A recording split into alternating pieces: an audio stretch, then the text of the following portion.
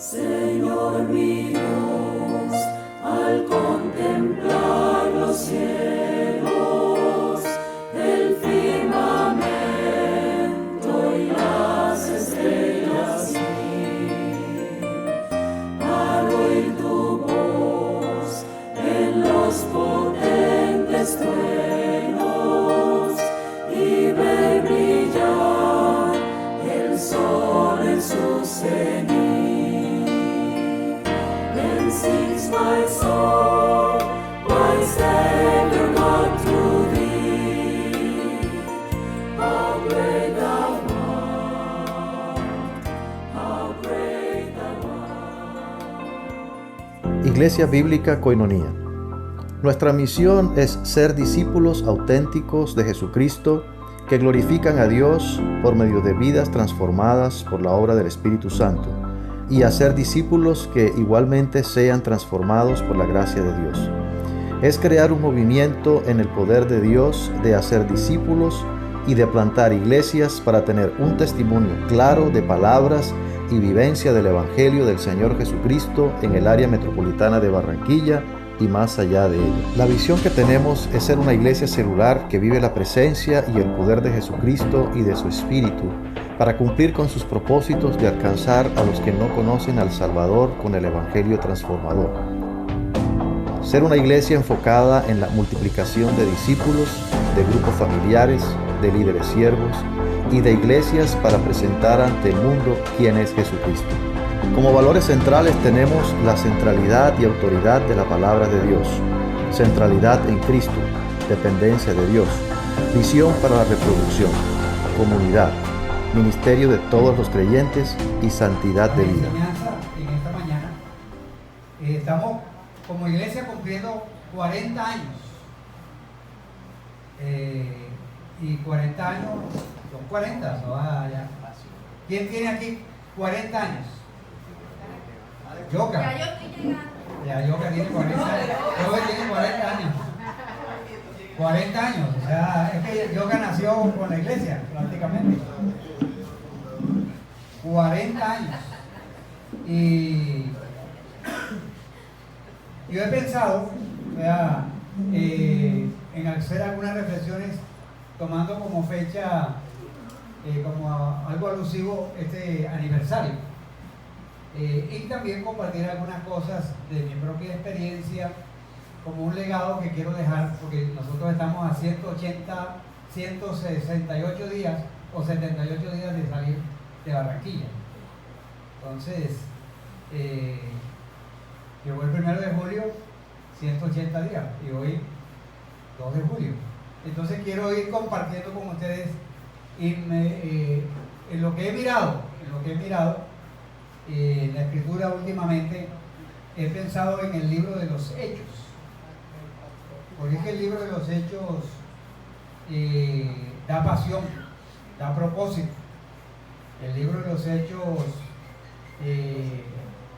muestra realmente lo que Dios puede hacer a través de una iglesia por medio del poder del Espíritu Santo. Entonces, nosotros como iglesia en estos 40 años hemos visto el obrar de Dios a través de los días. Y cuando uno piensa en la iglesia de los Hechos de los Apóstoles, uno piensa, o la iglesia primitiva, uno piensa en una iglesia perfecta. Pero no era una iglesia perfecta, era una iglesia con poder, con visión, pero con problemas también, como en todos los tiempos. Entonces vamos a mirar el libro de los Hechos desde esa perspectiva. Entonces voy a tomar algunos pasajes por diferentes domingos para enfocarnos en algunos principios que tienen para nosotros, que pueden ser de mucha ayuda en esta etapa que tenemos de 40 años. Vamos a orar. Señor, gracias por tu palabra. Gracias porque definitivamente tú eres el Señor de la iglesia. Tú eres el que has dicho: yo edificaré mi iglesia y las puertas del infierno no prevalecerán contra ellos. Tú compraste a tu iglesia no con piedras preciosas, sino con tu propia sangre derramada en la cruz del Calvario. Te pertenecemos, Señor, y queremos ser guiados y dirigidos por ti. Gracias por este registro histórico que nos has dejado de cómo fue tu iglesia al comienzo, cuando ya tú físicamente no estabas presente, pero lo hacías a través del poder del Espíritu Santo. Gracias, muchas gracias por esta mañana. Gracias por cada uno de nosotros que hemos llegado a este lugar con el propósito de recibir tu palabra. En el nombre de Jesús. Amén. Antes de entrar en el estudio, yo quisiera que oráramos por la hermana Mabel. Como congregación hemos pasado alguna información. El diagnóstico que se ha dado no es muy alentador, pero Dios es el que está al control de todas las cosas. Dios es el que tiene el poder. Y eso es una de las cosas que uno ve en el libro de los Hechos. O sea, el poder de Dios en situaciones extremas, situaciones dramáticas. Pero Dios no está sujeto a los dictámenes médicos. Y gracias a Dios por los médicos que dan su diagnóstico y hacen sus exámenes y todo y llegan a unas conclusiones. Gracias a Dios por ello. Pero Dios sigue siendo Dios. Señor, nosotros esta mañana nos unimos como cuerpo tuyo, Señor, creyendo lo que dice tu palabra, que la oración eficaz del justo puede mucho. Y aquí habemos más de 2 o 3 justos, pero sobre todo aquí estás tú presente en medio de nosotros. Tú dijiste en tu palabra que tú, mientras nosotros llevábamos el Evangelio, bautizábamos, enseñábamos, tu presencia iría con nosotros.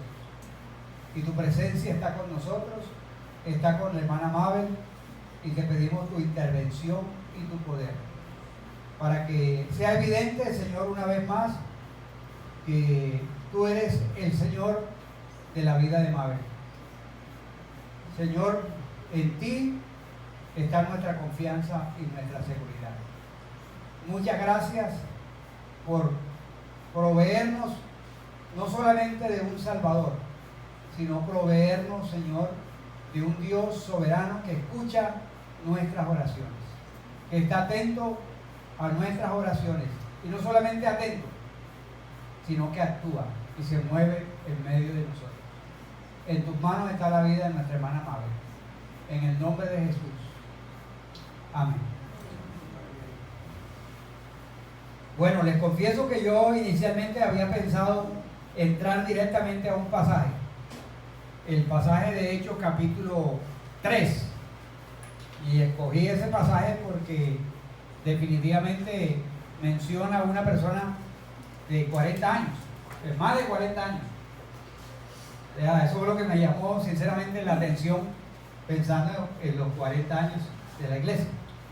Pero luego, al mirar el pasaje, leerlo, relacionarlo con otros pasajes, me di cuenta que era necesario ver el contexto general del libro primero y no entrar así abruptamente al libro. Entonces, he pensado en el día de hoy mirar todo el contexto del libro de los Hechos para poder tener como elementos para poder sacar principios básicos para la aplicación en nuestra vida. Vamos a leer primero Lucas capítulo 1.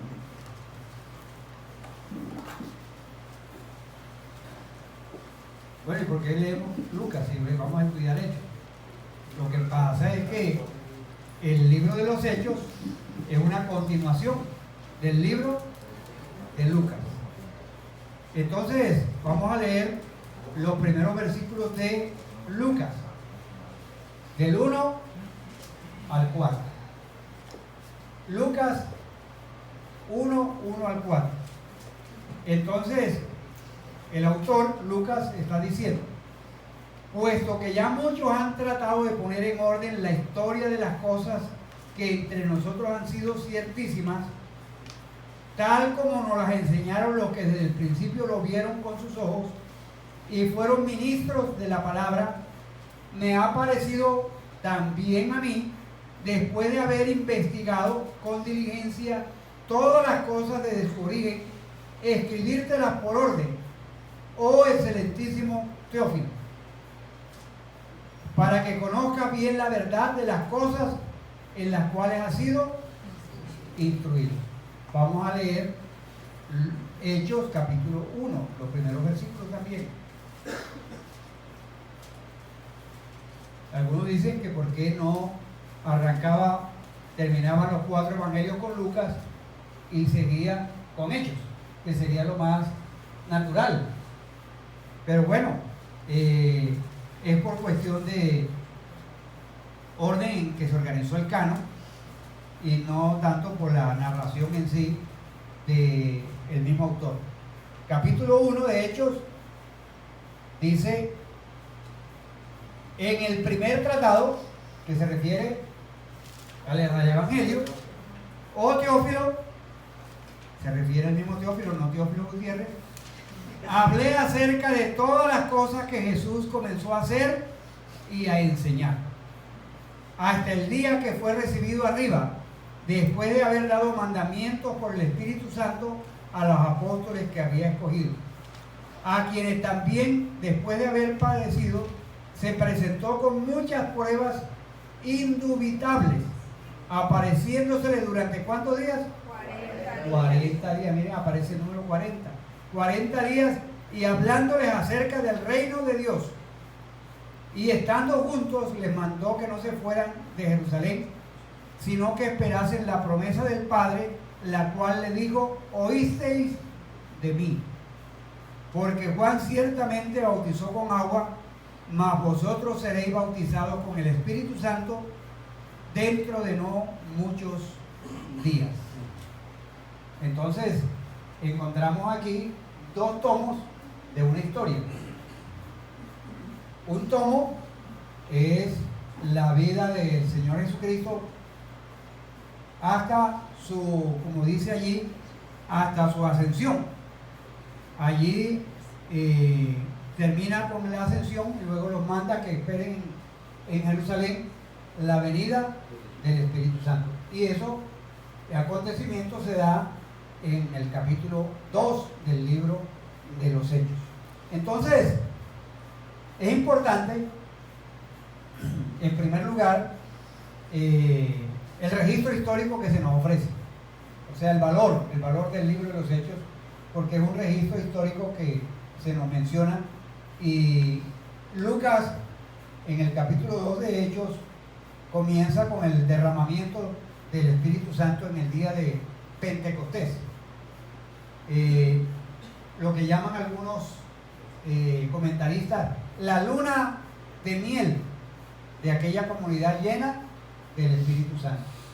Etapa que terminó debido a la oposición de las autoridades judías. Bueno, no que terminó, sino que esa etapa de luna de miel se frenó por un momento, pero eso no impidió que siguiera. Pero hubo oposición. Entonces, nace la iglesia bajo el poder del Espíritu Santo, el derramamiento del Espíritu Santo el día de Pentecostés, pero luego viene la oposición. Y la oposición se da inicialmente a raíz de la sanidad de un cojo de nacimiento, que está en el capítulo 13. Entonces, la oposición inicial vino de parte de las autoridades judías. Luego, después, el autor sigue con la descripción de durante el tiempo en que se pusieron los fundamentos de la misión a los gentiles, con el martirio de Esteban, de Juan Esteban, la actividad evangelística de Felipe, la conversión de Saulo, de Cornelio, y la fundación de la primera iglesia griega en Antioquía. Entonces uno ve cómo el libro de los Hechos va estableciendo fundamentos acerca de, primero los judíos, por ejemplo el capítulo 1 al 12 es un enfoque hacia los judíos, y luego del capítulo 13 al 28 es un enfoque hacia los gentiles. Y hay un hilo conductor, es Hechos 1:8, pero recibiréis poder cuando haya venido sobre vosotros el Espíritu Santo y me seréis testigos en Jerusalén, Judea, Samaria y hasta lo último de la tierra. Entonces, en todo eso se establecen los fundamentos. Hay cosas, por ejemplo, que pasan que uno no se puede explicar humanamente el por qué en el proceso de la extensión de la iglesia tuvo que haber un martirio, el martirio de Esteban. ¿Por qué tuvo que morir a manos de un dirigente? ¿Se acuerdan que estuvo Pedro y Jacobo presos? El uno fue liberado, una iglesia que ora en el capítulo 12, uno es liberado pero el otro es muerto. Entonces uno ve esos dos hilos en el libro de los Hechos y uno tiene que ver también la soberanía de Dios. Uno diría, si uno va a escribir sobre la iglesia de Jesucristo, es una iglesia que tiene que vivir de victoria en victoria. ¿Cómo amaneció usted? En victoria. Bendecido, o sea, y eso debería ser, ¿verdad? Eso debería ser la realidad. Pero la vivencia diaria muestra que a veces sí hay victorias, pero hay luchas, hay derrotas. Estos son aparentemente derrotas. La muerte de Esteban, la muerte de Jacobo, el que Pablo y Silas estén presos y los azoten en una cárcel, a que a Pablo lo tengan que bajar de una canasta, que a Pablo en una ciudad de Listra lo apedrean y prácticamente lo dejan casi muerto. Eso está en el registro. A veces muchas personas, yo quiero vivir la experiencia del libro de los Hechos. Cuidado, o sea, estamos pidiendo. Exactamente, o sea, entonces, el libro de los Hechos tiene esos hilos conductores. Por un lado, ve uno la expansión, pero también ve uno la oposición. Esas son cosas que uno puede ir mirando en el desarrollo de la iglesia. Y es experiencia que hemos tenido también nosotros como iglesia. Hemos tenido expansión, pero también hemos tenido oposición y hemos tenido dificultades. Entonces, es muy importante reconocer lo que ha pasado con la iglesia. Y en esa iglesia de Antioquía, que fue una iglesia cosmopolita, ¿cómo se dice la palabra? Cosmopolita. Allí se inició la primera iglesia cristiana con un enfoque hacia el mundo. ¿Y cómo llegó a nacer esa iglesia? A través de una persecución. La persecución se dio y algunos que llegaron allá que ni siquiera son nombrados y se dice que fue tal y tal, no, sino una persona que por causa de la persecución llegaron allá y predicaron el evangelio, nació la iglesia. El libro de los Hechos nos narra que Pablo y Bernabé evangelizaron Chipre y Galacia, que hubo un momento dado en el capítulo 15 que un concilio reconoció la legitimidad de la conversión de los gentiles, porque también se pensaba que el evangelio era solamente para los judíos y que si alguien se convertía tenía que convertirse no solamente a Cristo, sino en ser judío.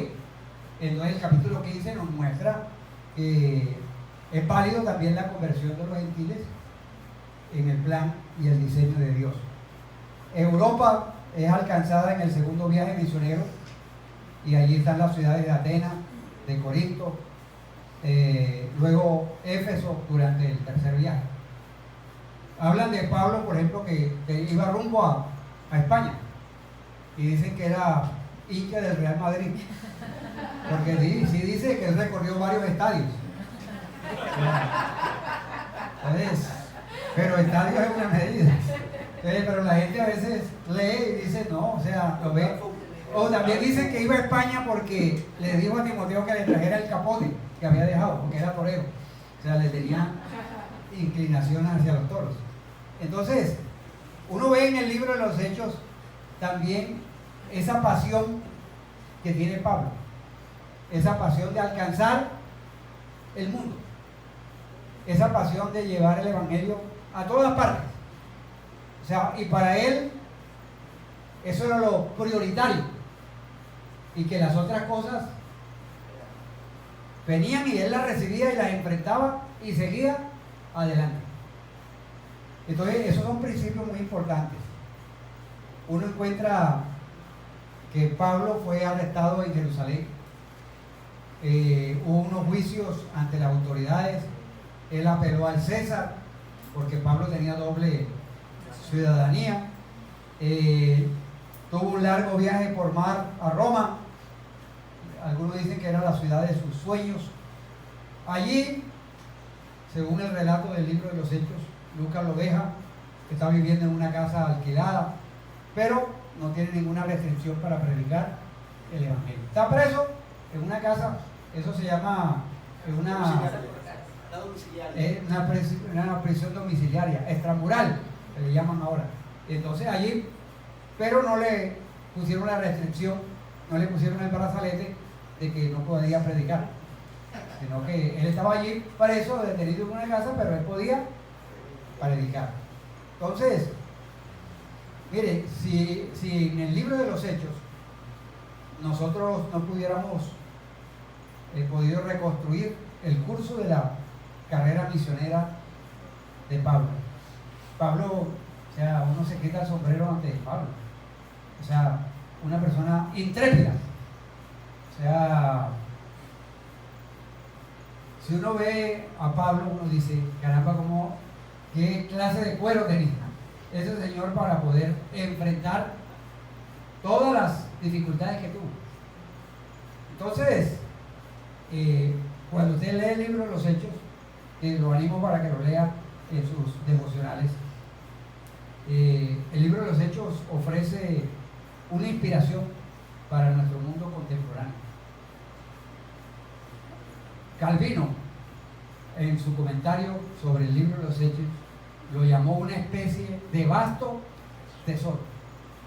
Es un vasto tesoro el libro de los Hechos. Un señor llamado comentarista reformado antiguo también se refirió, tocayo mío, se refirió al libro de los Hechos como el más lírico de los libros y agregó: los exhorto a vivir en ese libro. Es un tónico, el tónico más grande del que tengo conocimiento en la esfera del espíritu. ¿Ustedes saben qué es un tónico? Un tónico es como la pastilla esa que me recomendó Arnaldo. Entonces, tónico, el magnesio, o sea, la exhorto.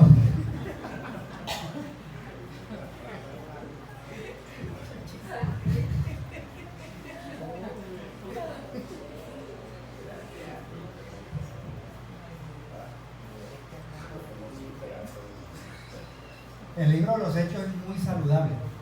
Ha sido saludable para la iglesia cristiana de todos los siglos. Por eso, miren estas tres palabras que han servido cuando una iglesia se compara con la de los Hechos. La iglesia debe procurar recuperar algo de su confianza.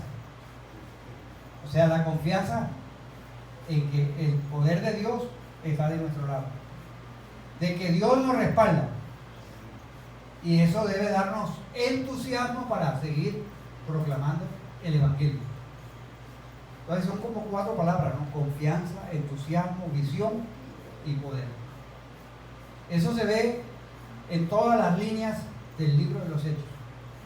O sea, cuando habla de que tenían de nuevo, todo habla de que Dios les daba confianza, les daba entusiasmo. Y eso muestra también que había una visión. La visión es Bueno, el Señor nos dijo que tenemos que ser testigos, y cuando decidieron quedarse en Jerusalén y no seguir la visión, entonces Dios permitió la persecución. Exactamente, la persecución, y eso los movió y tuvieron que salir. Entonces, el libro de los Hechos debe llamarnos a recuperar eso que hemos tenido como iglesia. La iglesia ha tenido a través de la historia confianza, entusiasmo, visión y el poder de Dios. Que por algunas épocas que eso suele suceder en la historia, en que llega un momento dado en que nos acomodamos. Y yo recuerdo cuando estábamos bastante cómodos en un momento dado, bueno, Dios usó la iglesia de Sevilla, Coinonía en Sevilla, para poner entusiasmo, visión y poder. Yo recuerdo que de aquí, los fines de semana, 1, 2, 3, 4 se iban para allá, para Sevilla, que íbamos a hacer un impacto en Sevilla, porque había confianza, había entusiasmo, había visión y poder, y eso no podemos perder. Necesitamos recuperar eso. Ahora, hay que, al mismo tiempo, cuando hablo de confianza, entusiasmo y visión en el libro de los Hechos, que es lo que trata de Lucas, de ponernos en orden de todos esos acontecimientos, hay que ser realistas,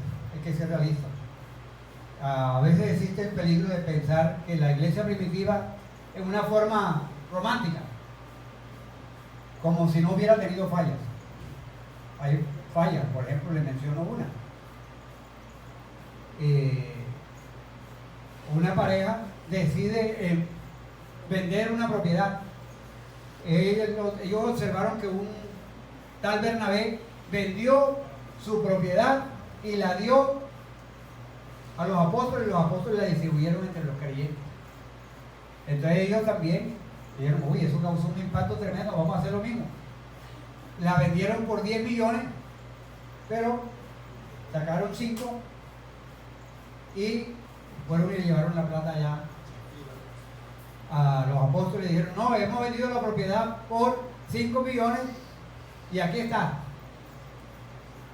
La Biblia narra lo que pasó. ¿Por qué mentiste al Espíritu Santo? O sea, no era obligación darlo todo. Era así, la vendiste por 10, pero tú decidiste dar 5, está bien. Pero ellos querían impactar, querían llamar la atención, y el uno, dando la respuesta a los apóstoles, cayó muerto, y había unos jóvenes allí que tenían el ministerio de sacar los muertos de la iglesia. Lo sacaron, llegó la mujer Zafira también, y le preguntaron lo mismo, y ya se habían puesto ellos de acuerdo allá en la casa. Ya estaban de acuerdo, afiladitos estaban todos. Llegó, contó la misma historia, ¿y qué pasó? También le pasó lo mismo. Los jóvenes. Hay que ir por ella, O sea, una iglesia de esas así, uno. Es que tener que tener mucho cuidado en qué es lo que va a decir. Yo recuerdo que en varias ocasiones casi que a mí me llaman el enterrador porque que tenían que hacer La ceremonia. la ceremonia.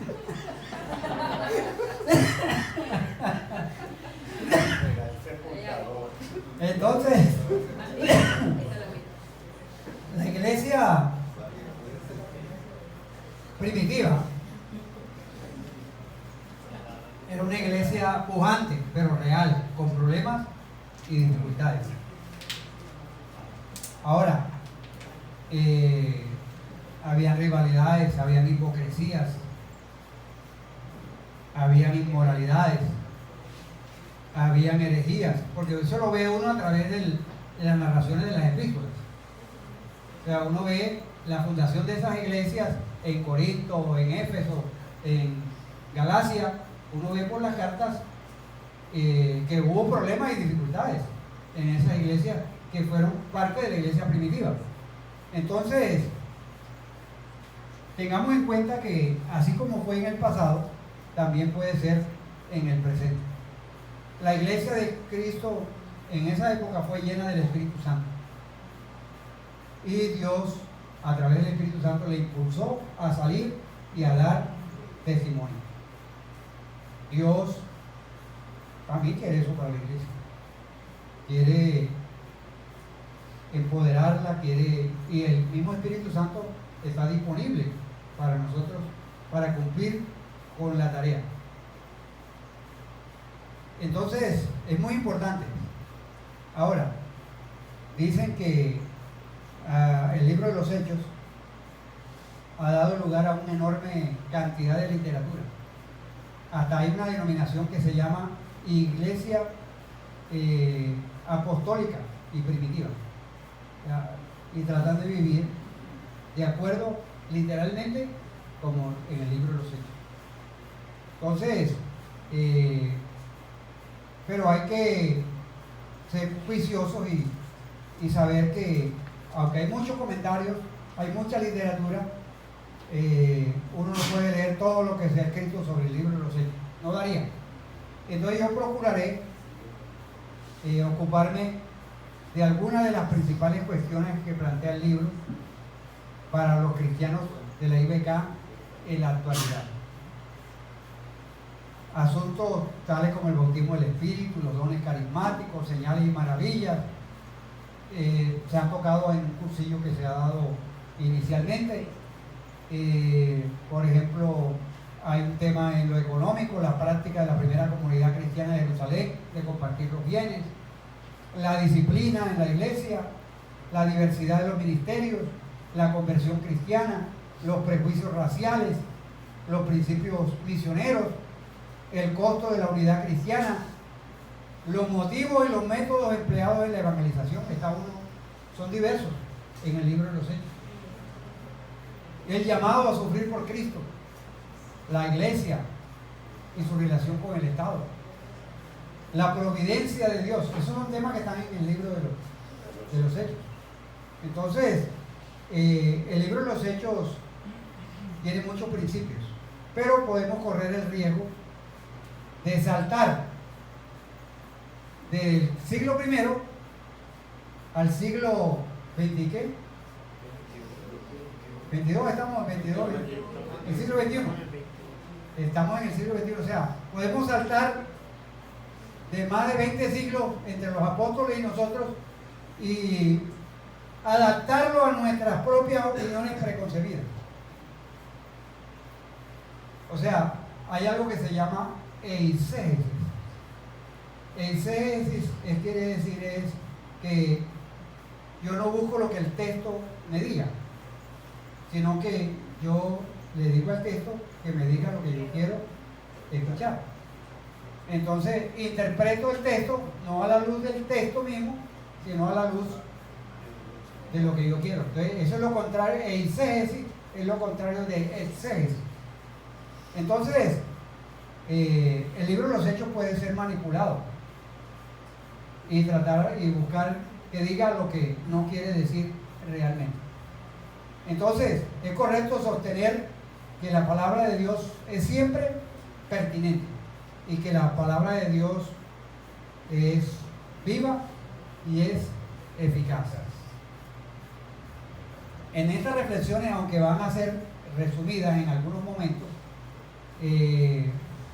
no podemos leer ligeramente el texto y sacar conclusiones desde nuestro propio contexto, sino que hay que examinar el mundo al que se le escribió y los principios precisos para nuestra realidad. Ahora, hay que entender que la historia de la salvación se va desarrollando en el libro de los Hechos. Es un libro histórico, no es un libro doctrinal. Miren, del libro de los Hechos han sacado doctrinas. Por ejemplo, la doctrina en que yo no necesito que alguien me bautice. Ay, ¿por qué no? Y la Biblia dice que vayan y hagan discípulos y bauticen. No, es que Hechos 2:38 dice, bautícese cada uno. Bautícese cada uno. O sea, entonces interpreta eso de que cada uno, o sea, yo me bautizo. Yo creí en Cristo, que yo me meto en una alberca y me bautizo en el nombre del Padre, del Hijo y del Espíritu Santo. Es un autobautismo. Entonces, a veces se pueden tomar algunos, no de que la doctrina de que la evidencia de ser lleno del Espíritu Santo es que tengo que hablar en otras lenguas. Entonces, eso es una doctrina que se establece basado en la historia del libro de los Hechos. Cosa que...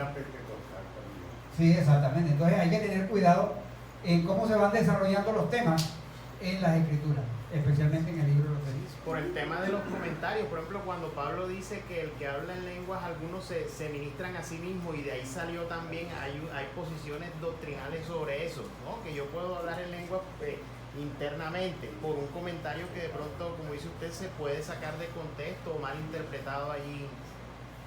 Exactamente. Entonces hay que mirar la escritura dentro de las particularidades históricas en las que se escribió el texto, y especialmente lo de la historia de la salvación. Por ejemplo, voy a darles algunos ejemplos en el libro de los Hechos. El día de Pentecostés fue algo único e irrepetible. No podemos decir, Señor, nosotros vamos a irnos a un aposento alto y vamos a esperar un Pentecostés, porque ese fue un hecho único e irrepetible. O sea, fue un acto en que el Señor Jesucristo les dio una orden precisa: ustedes esperen en Jerusalén, que dentro de tantos días el Espíritu Santo va a ser derramado para ustedes, para que tengan el poder para seguir adelante. Jesucristo ascendió a los cielos, que se narra en el libro de los Hechos, es ascendido al cielo, y luego el Señor les da la orden de esperan, y se cumple la promesa de Joel capítulo 2 en el libro de los Hechos. Entonces, fue un acto final de Jesús, a continuación de aquellos otros acontecimientos únicos e irrepetibles. ¿Cuáles fueron esos acontecimientos únicos e irrepetibles? La muerte, la resurrección y la ascensión de Cristo. Son hechos importantes. O sea, por eso Lucas lo va poniendo en orden. Dice, he tratado de poner las cosas en orden. Las cosas que comenzó Jesús a hacer y a enseñar. Pero mire que dice todas las cosas. Todas las cosas. En el capítulo 1, versículo 1 dice, en el primer tratado, oh Teófilo, hablé acerca de todas las cosas que Jesús comenzó a hacer y a enseñar, hasta el día en que fue recibido arriba, después de haber dado mandamientos por el Espíritu Santo a los apóstoles que había escogido. Pastora, ahí hablan de unas pruebas Indubitables, que que no tienen ninguna duda. Y él, ahorita lo vamos a ver más adelante, que tiene que ver con que hay testigos oculares de la situación, que se dieron, que vieron, que presenciaron. Entonces, esos registros los trae Lucas a colación en ese libro.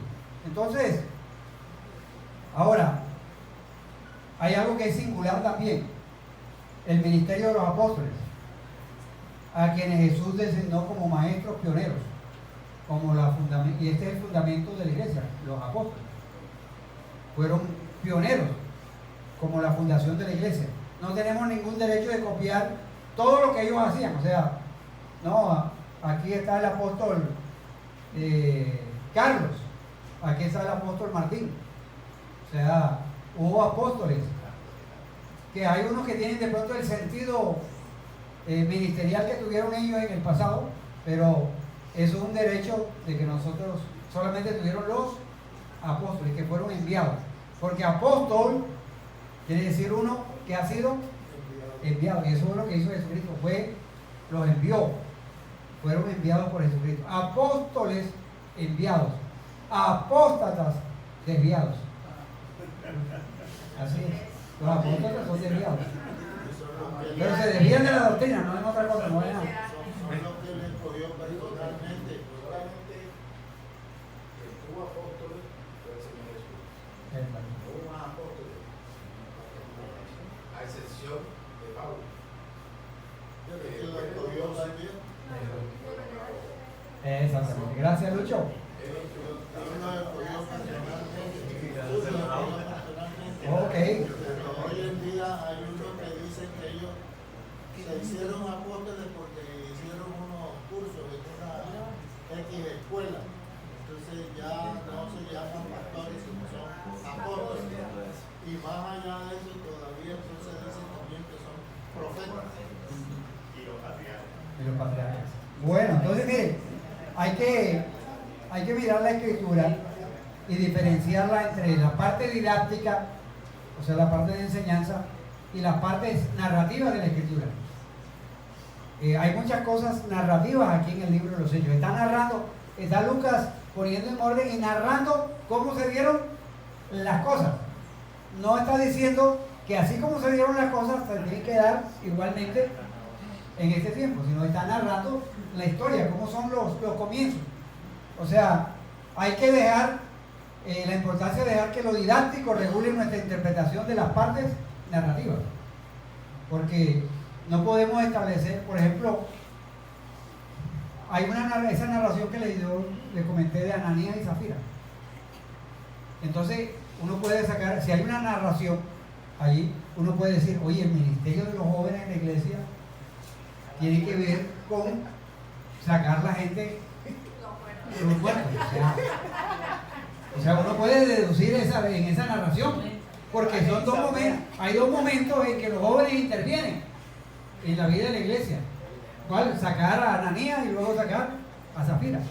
Entonces uno puede deducir que ese es el ministerio de los jóvenes. Así, jóvenes, dedíquense a sacar muertos. O sea, pero está haciendo una narración. Eso no, ahí no está diciendo que los jóvenes tienen que ese no es el ministerio de los jóvenes. Entonces uno puede, está haciendo una narración, entonces uno puede ir, entonces uno ve en la didáctica, en la enseñanza, uno ve a Pablo enseñando en Corintios, enseñando en Efesios acerca de a los jóvenes, está enseñando Juan en primera, segunda y tercera de Juan acerca de los jóvenes también. Entonces, no tomar algo narrativo y dejarlo como algo doctrinal. Muy importante tener. O sea, recuerden que toda la escritura es inspirada por Dios y útil para enseñar, corregir, instruir. Es toda la escritura. Entonces, uno no puede tomar un texto de la escritura y sacar una doctrina de allí. Entonces, no puede acomodar. Y sobre todo en el libro de los Hechos. Por ejemplo, en el libro de los Hechos dice que Apolo, o Aquila y Priscila, más bien Apolo y Priscila eran fabricantes o hacían tiendas. Entonces uno puede llegar a la conclusión de que eran santanderianos. O sea, así dice literalmente en el término, o sea, de convención, exactamente.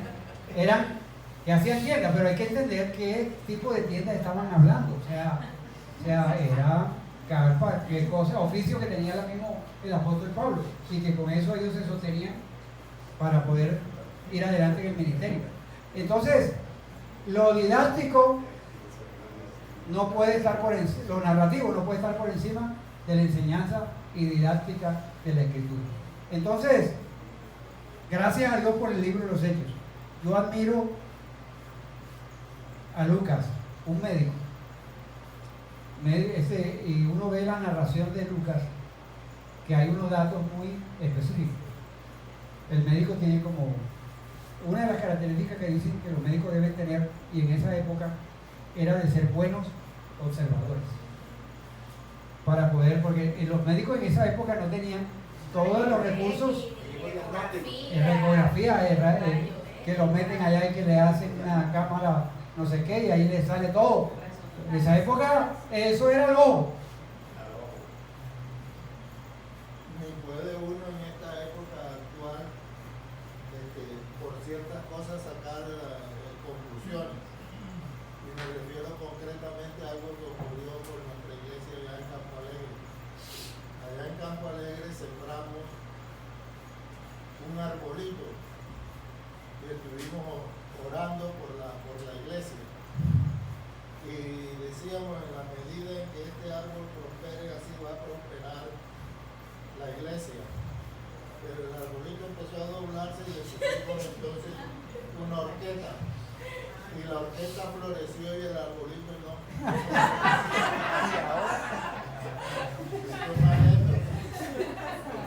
Mire, son cosas de la historia nuestra, ¿verdad? Si uno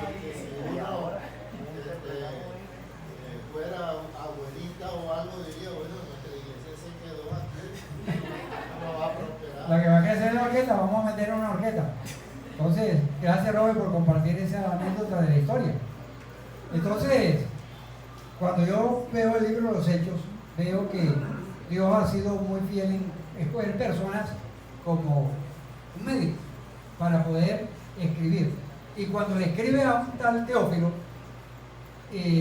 algunos piensan que puede ser a una persona de nombre Teófilo, pero puede ser también una palabra compuesta. Teo, Dios, filo, tiene que ver con sabiduría. O sea, alguien que era, o personas que son muy dadas al conocimiento. O sea, a tratar de que no tragan entero, de que las cosas hay que asumirlas tal como son. Y entonces, Lucas, dicen algunos comentaristas que Lucas se dedicó a poder escribirle un traslado a esas personas, dándole evidencias irrefutables, dándole historia, o sea, que pudieran tener a la mano a esas personas para poder afianzar su fe. Hay un autor que se llama Josh McDowell. Ese señor al comienzo era un ateo y él empezó a investigar y para contradecir en el ámbito universitario a los creyentes, a combatir, y en la medida de investigar y investigar llegó a la conclusión de que, oye, las escrituras son ciertas, no es como yo pensaba. Entonces él se ha dedicado históricamente a escribir libros, sobre un libro que se llama Evidencia que exige un veredicto, sobre descubrimientos arqueológicos, descubrimientos históricos, narrativa, o sea, el pensamiento de los autores de Flavio Josefo, de personas que vivieron en esa época, para llegar a ese medio universitario que necesitan no solamente que no, usted crea, ponga la fe en Cristo, haga esta oración. Hay personas que necesitan más que se les invite a hacer una oración, necesitan que conozcan con argumentos lo que la Biblia dice, la palabra de Dios dice en cuanto a la historia, en cuanto a la Biblia, en cuanto a Jesucristo. Y gracias a Dios por Lucas, porque Lucas nos dice allí que realmente se dedicó. En el capítulo 1 de Lucas me llama la atención esa afirmación que él hace, que dice: he tratado de poner en orden la historia, de poner todas las cosas que entre nosotros han sido ciertísimas, ¿cierto? Dice la versión nuestra. Cosas que han sido ciertas, cosas que han pasado. Yo voy a ponérselas a ustedes, Teófilo, o esa comunidad, en orden, para que vean que esto no es mero cuento, esto no es mero charlatanería, eso es realidad. Entonces, la pregunta que me surgió a mí es cómo podemos interpretar pasajes narrativos como los del libro de los Hechos. Hay algunos que sí se pueden interpretar por sí solos, aisladamente. No contienen en sí claves para que nosotros podamos interpretarlo. Pero hay otros pasajes que hay que interpretarlos a la luz del contexto general, porque no son necesariamente normativos. Por ejemplo, las mujeres se reunían en cierto lugar para orar en el río, y allí Lidia, Dios le abrió su corazón. Uno podría llegar y decir: no, la oración hay que hacerla en el río. Pero es que resulta que en esa época ya no había los acueductos, no había, y el río era el lugar de reunión de las mujeres para lavar la ropa, los trastes y toda la cuestión allá, y aprovechaban para conversar. O sea, usted ve esas lavanderas en la orilla de los ríos que todavía en los pueblos hay. O sea, ahí están, mientras están dando con el manduco, también están dando con la lengua a ver qué saben de ahí del vecino, de la vecina. Están allí. O sea, y entonces uno no puede normatizar algo que sucedió allí como algo que tiene que darse todo el tiempo. Entonces hay que buscar el principio. O sea, el principio es que hay lugares y oportunidades donde se pueden reunir las personas para hablar. Entonces son oportunidades para llevar también allí el Evangelio. Entonces, a veces pensamos que el comportamiento, la experiencia, hay que imitarla o evitarse. No, hay que tener cuidado en ese sentido. O sea, por un lado, las experiencias, ciertos comportamientos están registrados, pero no necesariamente hay que imitarlos. Por ejemplo, ese caso de que vamos a ver en el capítulo 3, en cuanto a una persona, los enfermos, las personas que eran lisiadas, que no podían valerse por sí mismos.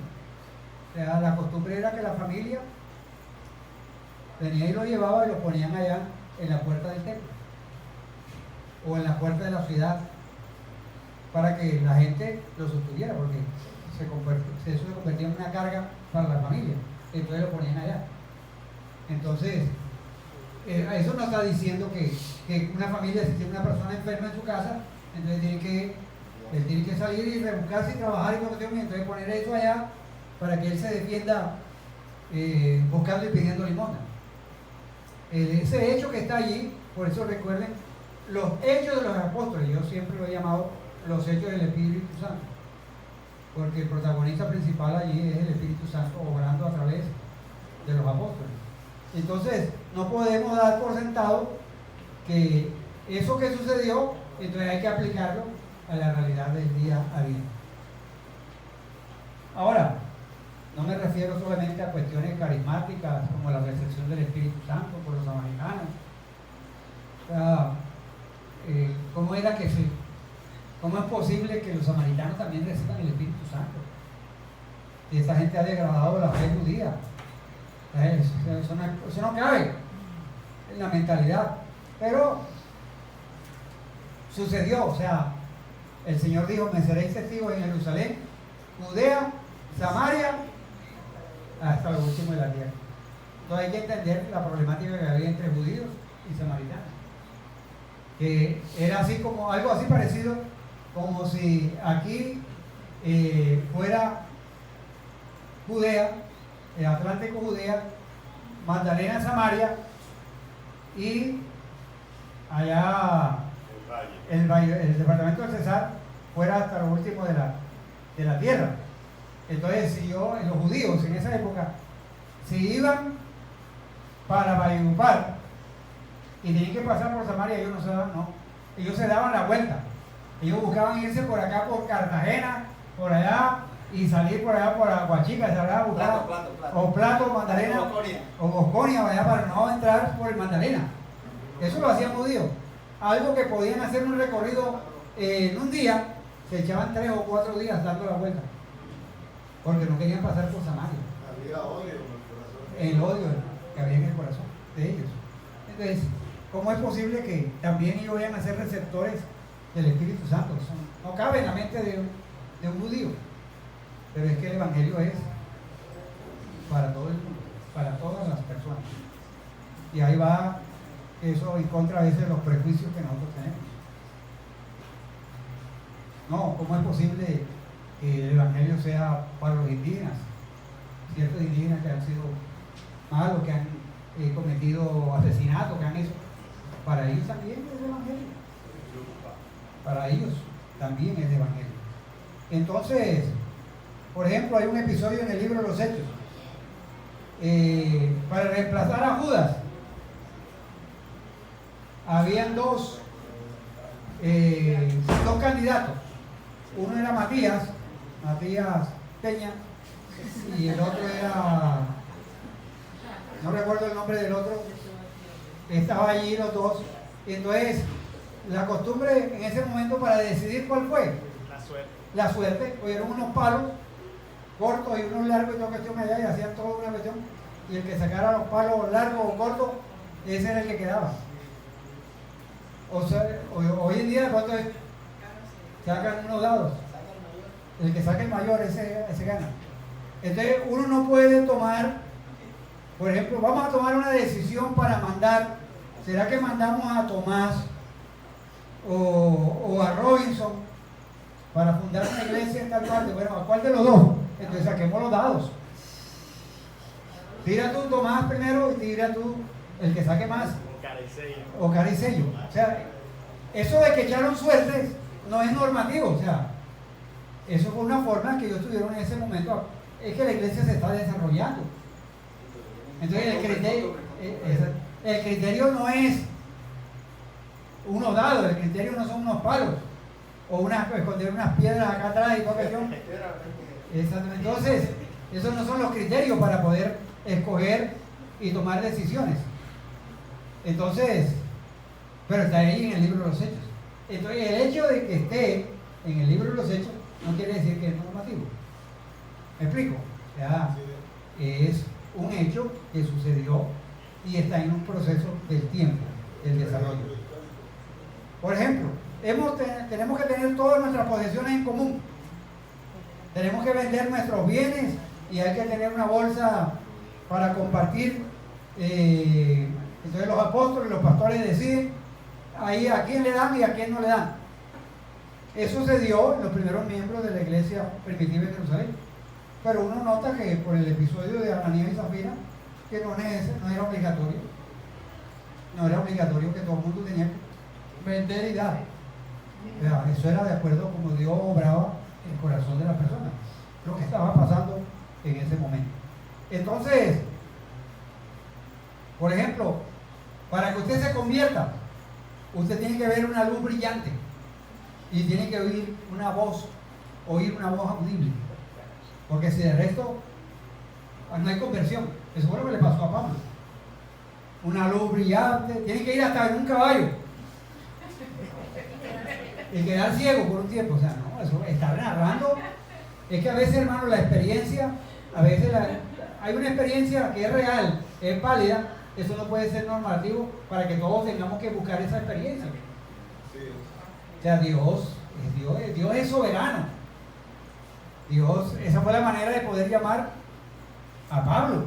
Dios lo llamó así, de una manera dramática, pero a otro de pronto en un susurro, o sea, en algo sencillo, en algo sin algo tan dramático o espectacular. Entonces, estos ejemplos deben dejarnos en claro que no todo lo que relata Hechos sobre lo que hicieron y experimentaron algunas personas tiene que repetirse en nuestra propia vida. Por ejemplo, un muchacho en el seminario, bueno, no era el seminario propiamente, había un curso que teníamos allá de personas de las iglesias que iban los sábados a recibir enseñanza, y entonces nosotros los que estábamos en el seminario compartíamos con él, era lo que dábamos la enseñanza, y le pusimos que prepararan unos mensajes y compartieron. Entonces alguien pasó y leyó, creo que en el capítulo 8 del libro, sí, el capítulo 8, que dice: Pablo aún respirando amenaza. Ese es el texto que él leyó. El título de mi mensaje hoy: el mal aliento de Pablo. Dice Pablo respirando amenaza. O sea, es una expresión para decir que todo lo que en la mente, en el corazón de Pablo, era hacer daño a la iglesia. O sea, pero me estaba hablando que tenía un mal aliento. O sea, entonces, no todo lo que se relata, lo que ellos hicieron, lo que experimentaron, debe repetirse en nuestra vida. Entonces, ¿cómo podemos decidir? Aquí es donde está el aspecto didáctico. Este aspecto didáctico debe servirnos de guía para interpretar lo que tiene un carácter descriptivo. Por ejemplo, la iglesia primitiva dice que se reunían en el templo. O sea, ellos no abandonaron inmediatamente a tener su fe. Cuando estaba hablando del templo, era el templo judío. O sea, ellos no abandonaron ese lugar para reunirse. Luego fueron construyendo, pero la mayoría de las actividades litúrgicas las hacían en las casas, enseñando en el templo y en las casas. Entonces uno no puede llegar y decir, no, es que hay que seguir, si nosotros nos convertimos hay que seguir ahí, después que termina la misa, ahí mismo nos reunimos. O sea, porque no podemos desprendernos, porque es que el libro de los Hechos dice que estaban en el templo. Entonces hay que entender todas esas características de lo que es el carácter descriptivo. Entonces, hay que mirar el contexto inmediato dentro del relato mismo, luego lo que el autor escribe en otras partes, lo que el contexto amplio de las escrituras nos dice en su conjunto. Ahora, ya les mencioné en el caso de Ananías y Zafira, que todas las posesiones de los cristianos deben darse necesariamente y tenerlas en común. Es una. Entonces, cuando usted lee el libro de los Hechos, para nuestra vida, debe llenarnos de inspiración y motivación. Hombres comunes, hombres, algunos de ellos, por ejemplo, los apóstoles, que no eran como muy refinados en su lenguaje, eran gente del común, algunos de ellos pescadores, de pronto algunos tenían alguna profesión, como el caso de Mateo, que era cobrador de impuestos, de pronto tenía algo en esa época tenía una maestría en contaduría. Entonces, y otros que tenían un poco más de habilidades en algunas cosas, pero eran gente común y normal. Pero la diferencia fue que obedecieron el llamado de Dios y se dispusieron a cumplir la gran comisión en esa época y a través de la historia. Uno tiene que darle gracias a Dios por esas personas. Pedro, con todos los prejuicios que tenía Pedro, Dios lo manda y le va y le dice, vaya allá a la casa de Cornelio. Él está allá esperando para que usted le hable. Señor, o sea, para decirle a un judío que vaya a la casa de un gentil, y más a un centurión romano, o sea, eso va contra toda lógica. El Señor tiene que tratar con Pedro la noche anterior o el día anterior, o sea, que sube allá a hacer la siesta en una cosa, y Dios tiene que mostrarle una visión donde le aparecen toda una cantidad de animales inmundos, y en la visión se le dice, mata y come. No, como me va a pedir eso a mí. O sea, si la ley y toda cuestión dice esto y esto, o sea, no, mata y come. O sea, dándole a entender de que Dios no desprecia a las personas que los judíos tenían por inmundos. Entonces, ese tipo de realidades debe llevarnos a pensar que Dios puede usarnos a nosotros. No, pastor, pero es que yo no, ¿cómo influir tu mundo? Yo no lo he hecho. Y si lo hice con Diana, de pronto ni lo pasé. Pero, así que yo no tengo esa habilidad para poder compartir el evangelio con otras personas. Primero que todo, usted tiene un testimonio de vida. Usted ha tenido una experiencia de tener un encuentro con el Señor Jesucristo. Y eso es una de las partes que se enseña en el curso de cómo estudiar tu mundo, o sea, el testimonio de uno. Preparar a través del testimonio de uno para poder compartir. Ya los otros son formas, estrategias, que se toma un versículo, que se toma otro. Pero todos nosotros estamos en capacidad de poder compartir el evangelio con otros. Porque a nosotros se nos ha dado en el momento de la conversión el Espíritu Santo. Hemos sido sellados con el Espíritu Santo. Me seréis testigos. No solamente se queda en los primeros apóstoles. El ser testigo es para todos nosotros.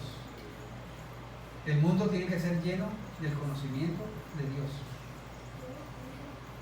Así como las aguas cubren la mar, así la tierra será llena del conocimiento de Dios. Y Dios va a usar personas como nosotros,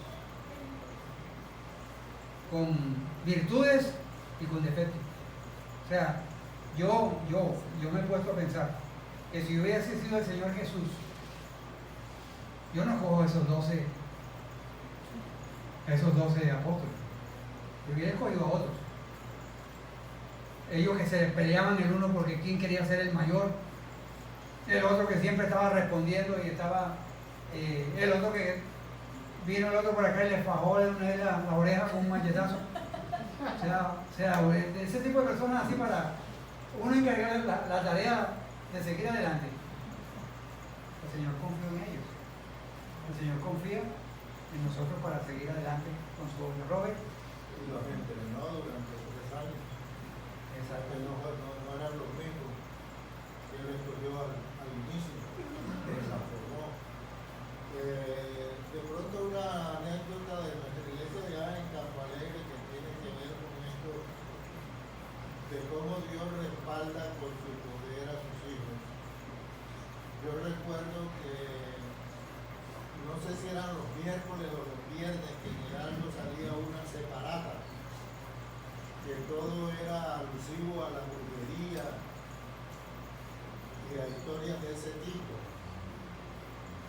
Nosotros nos inquietamos con eso y decidimos escribirle una carta a los señores del Heraldo, donde les decían que toda esa historia de cosas que ellos contaban ahí iba en contra de la palabra de Dios, porque eso provenía era del demonio y no de Dios, que si bien ellos tal vez en ese momento no conocían acerca de la palabra, les citábamos algunos versículos y terminamos la carta diciendo: ahora ustedes ya son conocedores de la palabra de Dios.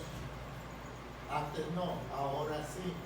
Entonces ya depende de ustedes qué valor le van a dar a la palabra de Dios. Y esa carta fue suficiente. Nunca más volvieron a sacar esas historias de brujería y de cosas de ese tipo. Entonces, Dios respaldó a su iglesia. Amén. Uno tiene que atreverse. Exactamente.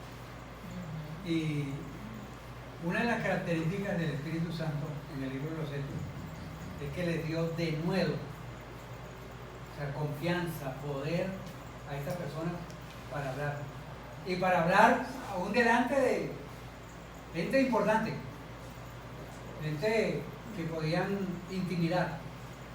Pero es que el poder de Dios nos capacita. Y miren,